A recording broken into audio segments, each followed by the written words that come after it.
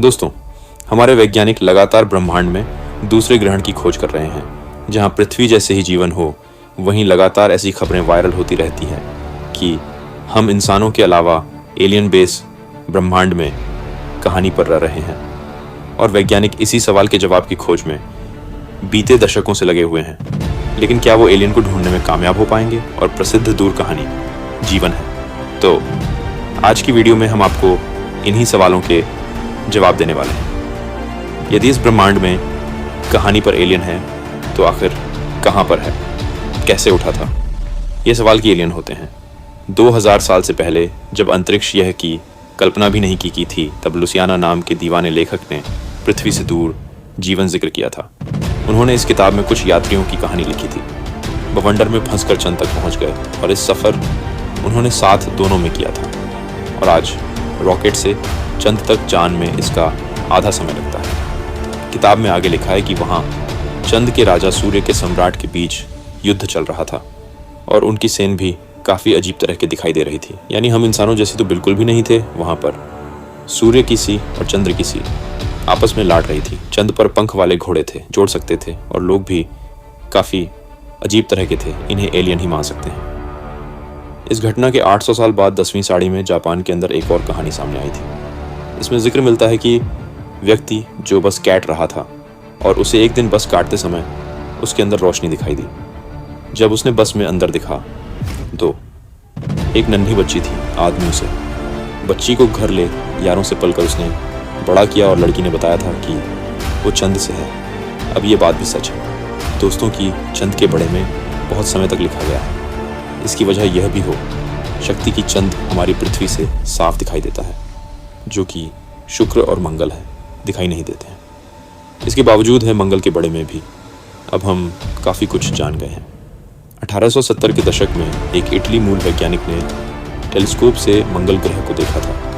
उन्होंने इसके बड़े में विस्तार से लिखने हुए बताया कि मंगल के 7 पर नालियों जैसी लकीरें हैं और लोगों को लगा कि वो नहरें की बात कर रहे हैं। इसी के बाद का धरना बननी शुरू हो गई कि मंगल ग्रह पर रहने वालों ने ही वहाँ नहरें को दी हैं। इस घटना के बाद पोलैंड की एक पादरी ने भी किताब लिखी थी। इस किताब में उन्होंने मंगल पर रहने वाले लोगों का जिक्र किया था। इन लोगों की लंबाई 9 फीट थी और ये शाकाहारी हुआ करते थे। उन्होंने पहले बार इनके लिए मार्टिन शब्द का प्रयोग किया था। इसी समय रेडियो पर H.D. विल्स की किताब द्वारा ऑफ डी वर्ड्स का नाटक रूपांतरण प्रसारित किया गया। इस कहानी को इस तरह से सुनाया गया कि जिन्होंने इसे सुना उन्हें लगा था कि महर्षि ने पृथ्वी पर हमला किया है।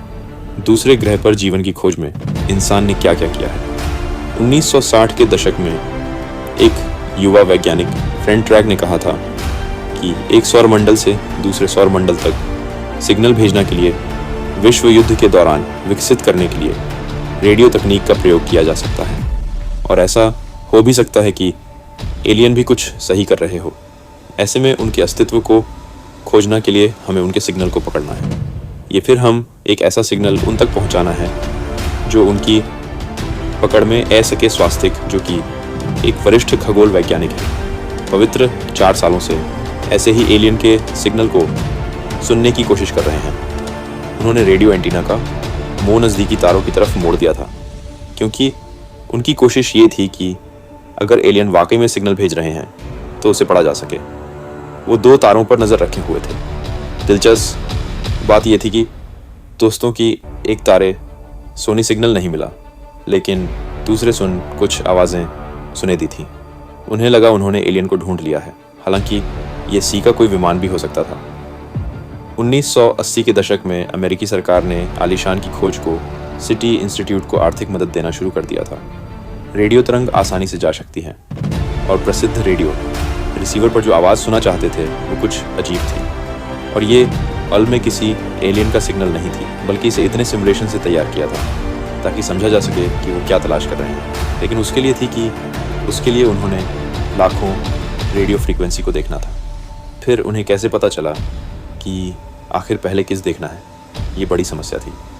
एलियन ये संदेश तो भेजो नहीं था कि किस फ्रीक्वेंसी पर मुझे ट्यूनिंग करना है। SMS सेट को हर फ्रीक्वेंसी को चेक करना था और ये समय को बर्बाद कर रहा था। इसलिए उन्हें ऐसे रिसीवर चाहिए थे जो सभी चैनल एक साथ सुन जब एक खगोल वैज्ञानिक रेडियो टेलीस्कोप का डाटा देख रहे थे। तब उन्हें तेज़ और फ्रीक्वेंसी वाले सिग्नल मिले। उन्हें तब ये लगा कि एल के सिग्नल है। वो बहुत खुश थे। उन्होंने डांटा के पास, बावली था, वहाँ क्यों रहे, ऑल में क्या मिला था, ये सेठ नहीं जानते थे। आकाश जोशी, हिस में, फिर कुछ और लोगों ने भी तलाश की, लेकिन उन्हें कभी कुछ ऐसा नहीं मिला। इसलिए समय दो संभावनाएं हो सकती हैं, या तो वो एलियन थे या फिर पृथ्वी पर ही किसी चीज़ की आवाज़ थी। कई लोगों के लिए यह एलियन की सिग्नल का उदाहरण था, लेकिन सही में इनमें सालों की खोज के बड़े में कोई मुख्तार संकेत नहीं मिला था। अब सवाल ये उठा था कि सरकारें का ऐसे प्रोजेक्ट पर अर्बन पर करना सही है या गलत। इसका कोई नतीजा ही नहीं निकले। 1980 के दशक की शुरुआत में सेंटी इंस्टीट्यूट को जो मदद मिल रही थी वो बैंड कर दी गई। हालांकि यहाँ एलियन की खोज का अंतिम बिल्कुल नहीं हुआ। केपलर डेविड ग्रीनस्पून एस्ट्रोबायोलॉजिस्ट हैं और प्लैनेटा साइंस इंस्टीट्यूट में वरिष्ठ वैज्ञानिक हैं। वे अंतरिक्ष अनुसंधान पर नासा के सलाहकार रख चुके हैं। उनका कहना है कि एलियन की खोज को लेकर भरोसा इसलिए भी कम हुआ है कि अब तक ज़्यादा खोजें नहीं गए थे, लेकिन 90 के दशक की शुरुआत के बाद वैज्ञानिकों ने अपने सौर मंडल में नए छोटे घरों के साथ साथ ड्वार्फ ग्रह खोज निकले हैं। और एक बार फिर वही सवाल उठा कि हमारे सौर मंडल के बाहर ऐसे ग्रह हो सकते हैं जहां जीवन हो, यानी कि जिन संभावनाओं को हम हमारे सौर मंडल में ढूंढ रहे थे, यहाँ पर उनका अंत होता दिखाई दिया। और अब एक नई सवाल ने जन्म लिया, क्या हमारे सौर मंडल के बाहर कोई ऐसा ही सूर्य है और ऐसा ही ग्रह मौजूद हो सकता है जहाँ पर जीवन हो। टेलीस्कोप वाली एक ऑब्जर्वेटरी थी जिसका उद्देश्य पृथ्वी के बाहर जीवन की खोज करना था। केपलर के चतुर विचारक था, और ये ऐसा था कि धरती से दूर आप एक ऐसे जगह पर उसे रखें जहाँ से वो पूरे अंतरिक्ष पर नज़र रख सकें। और कई सालों तक केपलर ने तारों पर नज़र रखी, और उसका कम ये देखना था कि किस तरह से जो रोशनी ए रही है वो बादल रही है या नहीं। इसी बीच आखिर किसी तारे की रोशनी में बदलाव आता था। इसका मतलब ये होता है कि हमारे और उस तारे के बीच कुछ गुजर रहा है। अगर किसी तारे की टीम तिमान के पैटर्न का पता चला है कि कोई चीज़ उसका चक्कर लगा रही है, केपलर के जारी कुछ ग्रह खोजें। जान की उम्मीद थी, लेकिन 9 साल के समय उसने इतने ग्रह खोज निकले जिसने सबको हैरान कर दिया। उसने 9 सालों में 2000 से भी ज़्यादा नए ग्रहण की खोज की थी। अब इन खोजें गए ग्रह में कितनी ग्रह ऐसे हैं जिन पर जीवन हो सकता है। हालांकि इसके बड़े में मोटा मोटा अनुमान लगाया जा सकता है, क्योंकि हम ये नहीं जानते कि किन है मीत जीवन बनता है। हमारे सामने केवल पृथ्वी का उदाहरण है। हालांकि हम इनाम सकते हैं कि हमारी पृथ्वी जिसे आकर वाला कोई ग्रह अगर किसी खास क्लाइमेट जोन में होता है जैसे कि हम हैं, वहाँ जीवन की संभावना हो सकती है। लेकिन हम ये भी नहीं जानते कि जब जीवन की शुरुआत हो रही थी तो पृथ्वी कैसी थी। इस हिसाब से ये कहना गलत नहीं होगा कि हमारे आकाशगंगा में से 30 करोड़ डे हो सकते हैं जहाँ पर जीवन की संभावना है, यानी वो हमारी पृथ्वी जैसे हो सकते हैं। डेविड ग्रीनस्पून के मुताबिक यह खोज वह क्रांति थी जिसमें धरती के बाहर जीवन की संभावनाओं को लेकर वैज्ञानिकों की सोच को बादल दिया। अधिकतर खगोल वैज्ञानिकों को लगता था कि उन्हें भरोसा है किसी और ग्रह पर भी जीवन होगा। वैज्ञानिकों को भरोसा है कि पृथ्वी पर नन्हे के जो जीवन की शुरुआत का आधार रहे हैं पूरे ब्रह्मांड में फाइल हुए हैं। एक नई खोज है। एक बार फिर एलियन की तलाश में दिलचस्प बधाई है। अब सबसे बड़ा सवाल फिर से वही है, एलियंस मिली तो क्या करेंगे हम? स्टीव वैदिक, जो कि एक खगोल वैज्ञानिक हैं और विज्ञान के इतिहास संसार के साथ नासा में प्रमुख इतिहासकार भी रह चुके हैं। दूसरे खगोल वैज्ञानिकों की तरह स्टीवन को भी यही लगता है कि प्रतिकूलों भी किसी दूसरी ग्रह पर जीवन है, लेकिन इसका पता चलने के बाद क्या होगा? स्टीवन ने बताया कि उन्हें जितना पता है, लेकिन हमारी सरकार या फिर किसी और के पास इसकी कोई योजना नहीं है। ये अगर कहानी हमें एलियन मिल भी जाते हैं तो इसका हायर क्या असर होगा? उनका ये भी कहना कि हमें अब तक ये भी नहीं पता है कि जिन्हें हम खोज रहे हैं वो कैसे हैं और हमसे मिलकर उनकी प्रतिक्रिया क्या होगी।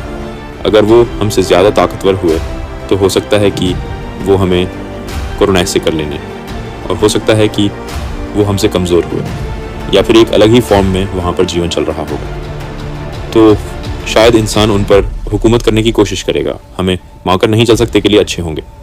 दूसरे ग्रह से आया बैक्टीरिया संक्रमण भी मेरा सकता है, यानी कि एलियंस आए तो उनके साथ आने वाला बैक्टीरिया हमारे लिए बिल्कुल नया बैक्टीरिया होगा और वो कोरोना की तरह एक महामारी का रूप भी ले सकता है। हम नहीं जानते कि एलियन की दुनिया में परोपकार का अनंत हीवर है।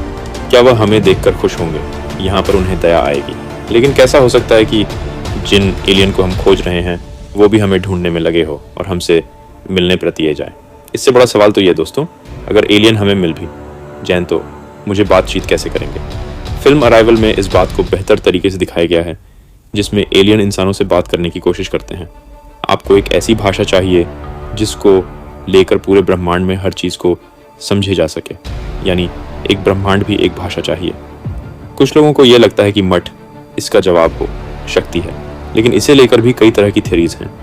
कुछ कामना की गणित का आविष्कार किया गया है और कुछ कमान है, किसी खोज गया है, यानी कि गणित पहले से विद्यमान है, हमें सिर्फ उसका पता नहीं था। इन बटन के अलावा भी और कई सवाल हैं जो परेशानियां का शबाब हो सकते हैं, जैसे हम उन्हें धर्म के डेयर में देखेंगे, हम उनके साथ कैसा व्यवहार करेंगे और धरती की तरफ से उनकी बातचीत कौन करेगा, संयुक्त राष्ट्र या फिर कोई और? इन सवालों के जवाब अभी तक किसी ने नहीं दिए हैं और ना किसी के पास है।